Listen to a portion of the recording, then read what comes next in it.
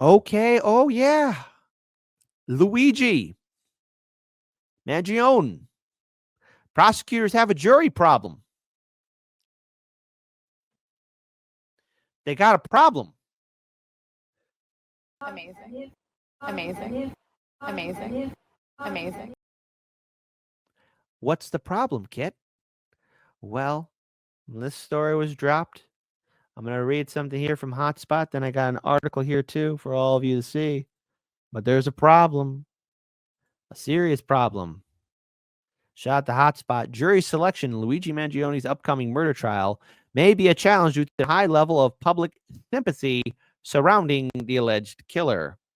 Neiman Rahmani, who now leads the West Coast trial lawyers, emphasized that Manhattan District Attorney Alvin Bragg will need to be cautious in screening jurors to avoid stealth jurors. Stealth jurors. I know. Hey, folks, you're hearing this first here from Hardlands Media. Those who may secretly sympathize with Mangione and want to acquit him as a statement against the healthcare industry. During voir dire, both the prosecution and defense will probe potential jurors' biases and remove those perceived to lean too heavily in one direction. One direction indeed, indeed, indeed. But let's go ahead. Let's talk about what's new. The attorney has said a jury selection may be difficult in Luigi Mangione's murder trial, as there is so much public sympathy for the alleged killer of the United Healthcare CEO, Brian Thompson. As said before, Neiman Rahmani, who was a federal prosecutor in California, great state of California, said the Manhattan District Attorney Alvin Bragg will have to be very careful during the jury selection process. I've never seen alleged murder receive so much sympathy to many people. Mangione is a hero of sorts. Well. I think we all should be a little bit surprised that even the lawyers are all saying this too. Like, yes, there's a problem here. And we're going to talk about that problem, okay? All of you this week were brave and bold enough, some of you, okay, to tell us in the live stream chat your horrific situation with dealing with the healthcare insurance industry.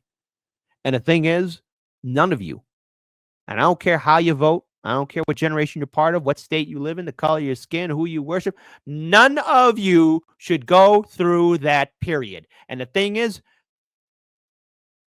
you're not alone. You're not alone. And people who work hard all their lives can only take so much.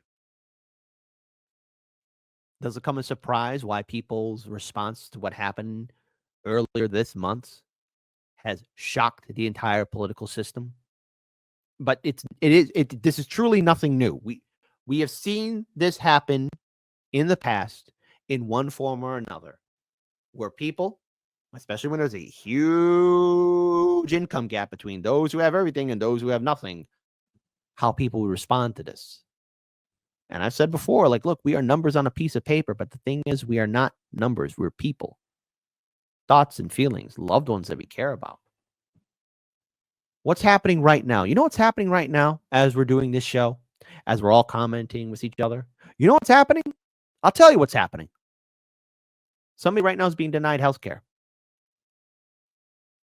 Somewhere right now in this country, it's happening right now to a lot of people. A lot.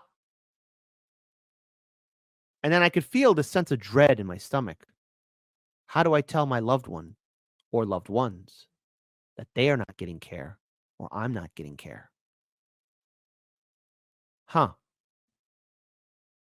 Think about that for a minute. The fear, the uncertainty. So, yeah, there's going to be a jury problem. There will be. To say that there isn't, you're lying here. You're lying to yourself. On Tuesday, Mangione was charged in New York with first-degree murder in the furtherance of terrorism. Under New York law, terrorism charge can be brought if the act intended to intimidate or coerce a civilian population, influence the policies of a unit of government by intimidation or coercion, and affect the conduct of a unit of government by murder, assassination, or kidnapping. If convicted, 26-year-old Mangione could be facing life imprisonment without parole. So as it stands right now, this is video of him actually being escorted by New York police, and it was the who's who. Here over the rotors of the helicopter. Talk to us about what you're seeing now and just the scale of the law enforcement presence there. Yeah, like I said, I've never seen anything like this, Boris, to be quite honest with you. There are just law enforcement from so many levels here, and it's very clear, as you just saw, that walk from the helicopter all the way down that pier to that Sprinter van, which you just got into.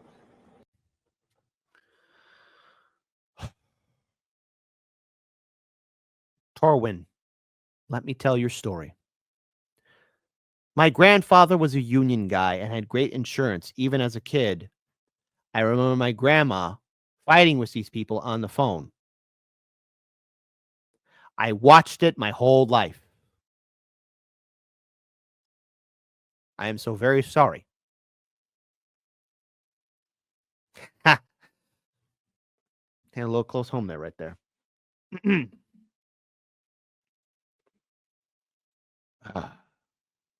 There you go. Graham Riot Works says civil disobedience becomes a sacred duty when the state becomes lawless or corrupt. What else we got here? I want to make sure we acknowledge all people here. Dan Burr, it's all BS. Cops can find this guy in 2 days, but they can't find the guy who beat me up at the fast gas. They didn't even try. While he's shackled, they clearly want the photo opportunity to show what they believe they got their guy. I mean, that's what it really feels like, because that was like a long perp walk, as we would call it, in the news industry. And now we're told in that Sprinter van he will travel to a federal building where he will be federally processed. I also hear.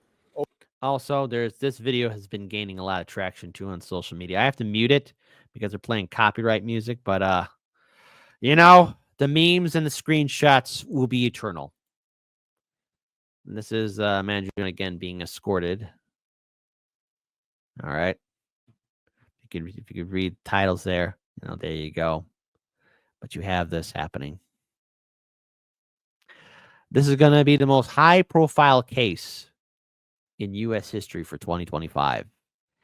Everybody's going to be watching it, but also never forget about Breonna Boston too. All right. That case is also going to be talked about. Now, real quick here, accused United Healthcare CEO Luigi Mangione stood before a judge in Manhattan for the first time Thursday since allegedly gunning down Brian Thompson in the city. As his attorney griped, she was blindsided by the concurrent state and federal charges brought against him. Mangione entered the courtroom in civilian clothes, a black quarter-zip sweater over a white T-shirt, tan khakis, orange prison shoes with a 12 on his right foot. He was not wearing handcuffs, but the sound of ankle shackles being removed rang out in the courtroom. The alleged killer sat calmly between his attorneys as Magistrate Judge Catherine Parker read him his rights, followed by the charges against him. Cousin Dickie, where are you at in the live stream chat? Where are you at, Cousin Dickie?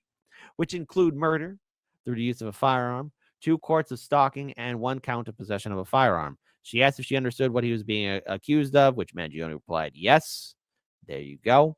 Karen Frade Angelillo, Mangione's lead attorney, who a short time earlier arrived outside Daniel Patrick Moran Courthouse, relying on crutches to walk, told the court she was blindsided by the new spat of federal charges, saying she never encountered anything like it in her career of over 3 decades.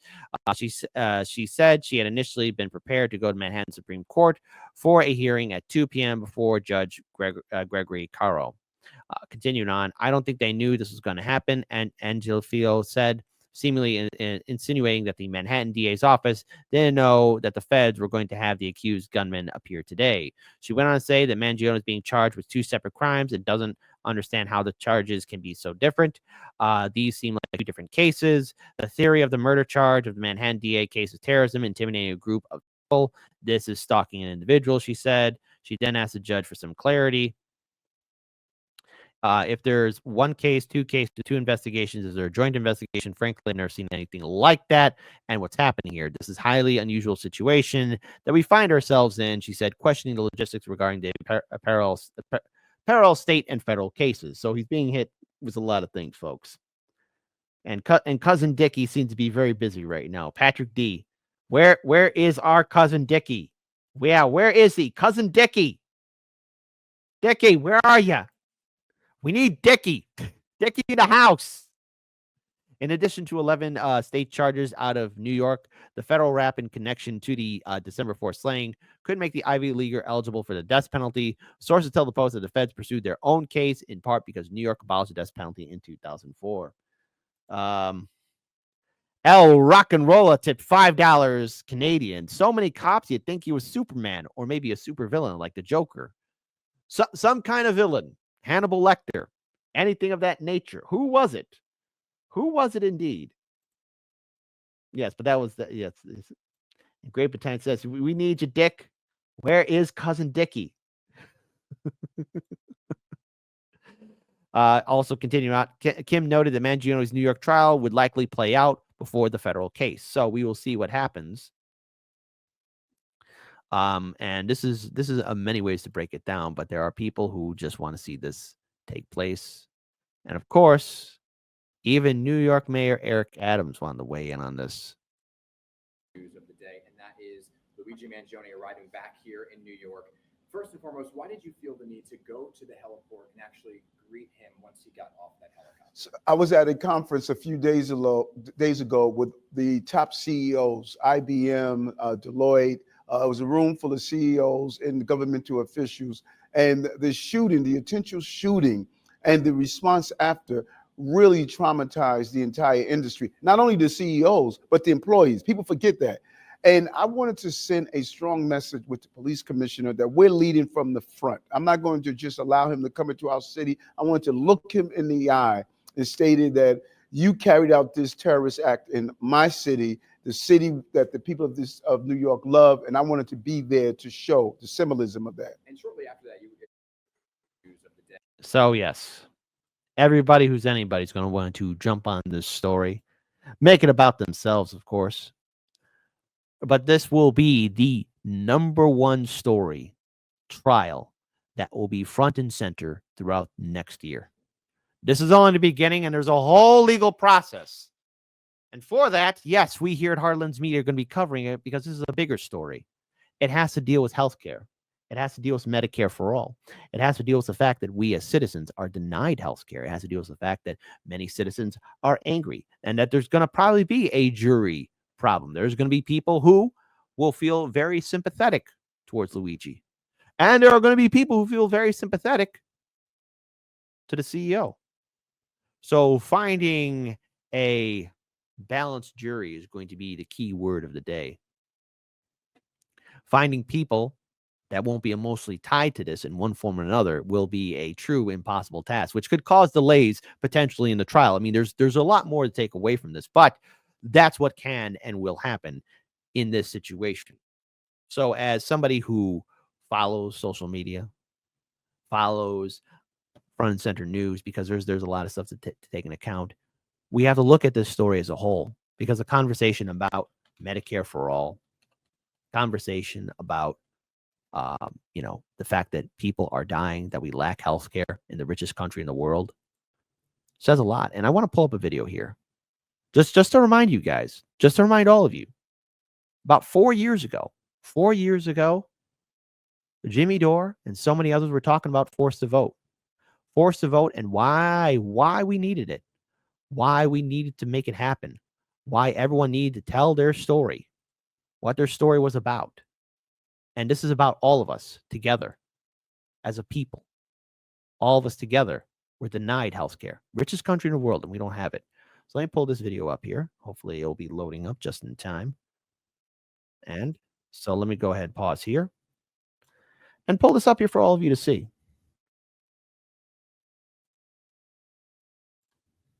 When I was younger, as she was about to leave her kids and her husband, my mom was worried about having to get treatment because it would have bankrupted our family. Our insurance company refused my claims. They'll gladly let a vulnerable boy and his family suffer. I actually used to be a fiscal conservative, diehard Republican, and I lost everything. This is my sister Diana, and the medications for her autism are more than $2,000 a month. The same medication in another country is $14. Force a vote for Medicare for all. We are the only developed nation on Earth that does not have some form of universal health care. I went to the emergency room. They said that I needed to follow up with my doctor, and I can't go see a doctor. I don't have health insurance. I can't pay this bill. I've been working in a nursing home about 5-6 years now, and they're telling me I don't deserve health care. I'm going tomorrow to a nursing home with active COVID patients. Force the vote. Let there be a vote for Medicare for all. If we had a Medicare for all system, my dad could have just gone to the actual doctor and they would have caught the cancer earlier. Force the vote now. Hashtag force the vote. People don't go to the hospital because they don't have insurance. Force the vote. We need Medicare for all. By the time I had some idea of what to do to treat my illness, I could no longer afford to treat my illness. Force the vote now. I am one of the many millions of Americans who have lost their health care. If you actually care about defending the human rights of Americans, Force the vote. I got stabbed in the chest, and their answer for me getting attacked was to charge me $270,000. Force the vote. I had a bone disease, and my doctor goes, "You're not making bone properly." And I was like, "Well, should I take a Viagra?" He's like, "No, it's not." One day I stepped off a step the wrong way, and my spine collapsed. The insurance company wouldn't pay. Force the vote. My father had health insurance, and we had to fight the health insurance company to try to get to pay for his life-saving medication. And I was sitting in a hearing where one of the Blue Cross Blue Shield representatives was sitting in front of me laughing. And I leaned forward and reminded him that the dying man that you're laughing about is my father. That's not right. Force the vote. Force it. Both Republicans and Democrats support Medicare for all. Force the vote. Vast majority of our fellow citizens support it. We expect our politicians to Force the vote. And if the politicians aren't willing to demand it, then they should get out of the way. Force a vote. I've had enough. Force the vote. If not now, when? Force the vote. They ran on Medicare for all. The squad needs to do their job. Hashtag force the vote. Screw all these partisan politics. It's time to start fighting for the people. Please force the vote. Not tomorrow, now. I don't want to see any more theater or Instagram posts about how much you're doing for us if you're not using your power in a real way. Get things done. Medicare for all would change my life. Force the vote. Power doesn't concede anything to polite requests. The people have spoken. If they don't give us what we're demanding, we need to vote them all out. I am amongst an entire. I just want to say something here. I wanted to play that video in its full entirety because since 2021, more of those stories are happening. There's going to be a jury problem. There will be. And these politicians and those in the top 1% are going to realize just how bad it truly is. You know, you could create a system of neoliberalism, and, you know, for a time, you know, you give crumbs to the people. Everyone's content. But see, the thing is, as the gap becomes wider and wider, as people lose more and more, eventually everyone has a bad day. One bad day, that's it. We will follow through with the story, as will everyone else in independent media. This is only the beginning. The only thing I will say to everybody is please be aware of your surroundings at all time and keep your heads on a swivel, as you should.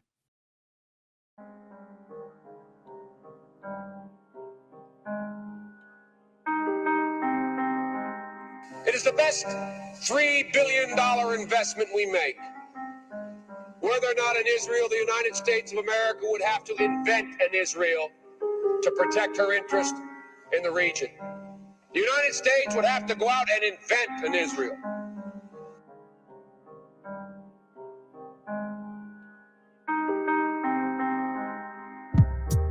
I don't mean to sound alarmist, but most of what they let you read is garbage.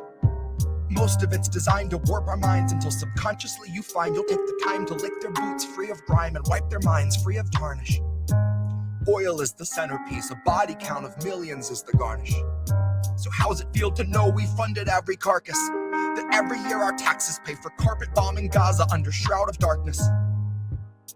Or that we spend enough a year to house and feed each homeless person in the streets on turning families in apartment buildings in the Middle East to bloody craters full of charred garments?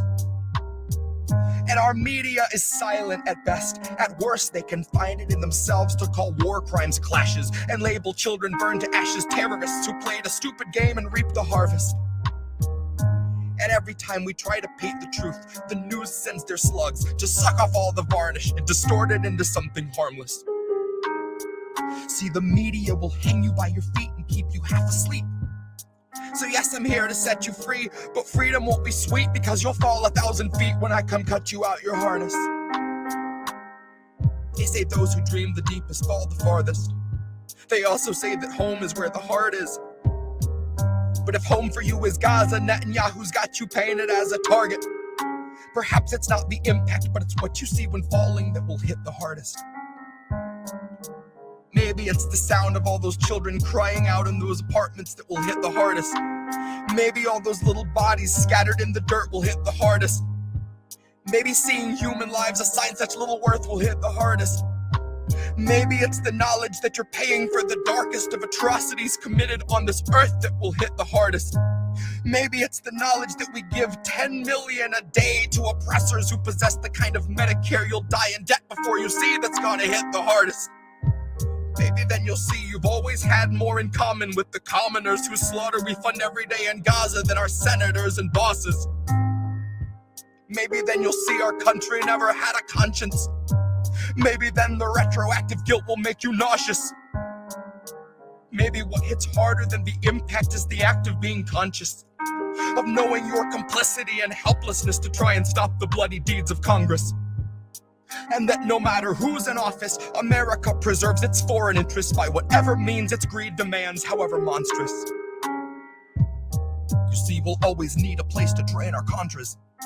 And Biden's got a backup plan should harm befall the Holy Land. Wipe it off the map, he'll draw it back on with an iron hand. He demands an Israel or reasonable effigy to exercise democracy and colonize the Middle East. Regardless of the human cost of phosphorus atrocities, bought and paid with money they rerouted out the budget for the non-essential things like ever making Flint's water clean. So maybe what hits hardest is the day you see this country for its actual priorities. And never more no honest peace attempting sleep. Maybe then you'll look at politicians making speeches like a blood-encrusted beast espousing destiny to empty seats and fellow leeches. As the gauntlet of democracy extends its brutal reach, like a giant wave of trash come to crash on foreign beaches. Maybe build a base, throw a flag down and heavily pollute the region.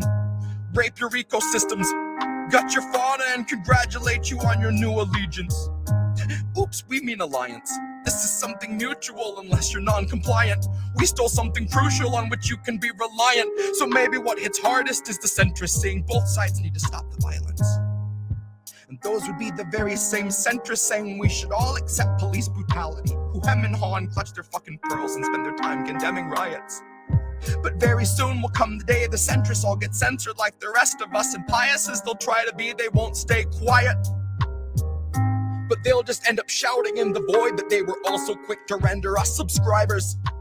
And it will be too late to light the fires. So far away tonight, they burn the spires of a region set ablaze for which you've paid for every pyre. Which is why your checks weren't all $600 higher. And call it foreign interests or American desires. This is why your checks weren't all $600 higher. Far away tonight, they burn the spires of a region set ablaze for which you've paid for every pyre. Call it foreign interests or American desires. This is why your checks weren't all $600 higher.